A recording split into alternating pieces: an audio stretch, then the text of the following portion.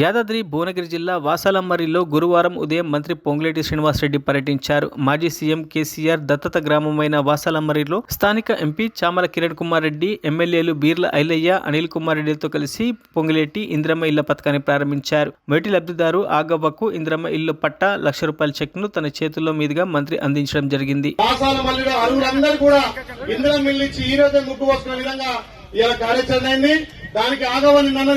బిడ్డ నాకు బుక్ వర్షం కూడా పైసలు ఇవ్వనది.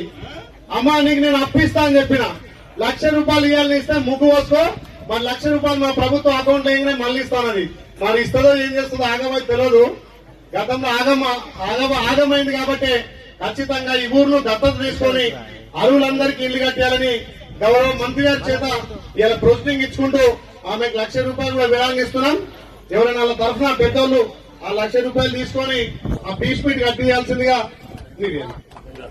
ఆగమా తీసుకో. అంటిగా కట్టిస్తావు ఏమో అంటిగా ఇవ్వాలని నీకు నెరవేరుతుంది. ఓకేనా? రైట్. Thank you. మరిన్ని అప్డేట్స్ కోసం మా ఛానల్ ని సబ్స్క్రైబ్ చేయండి.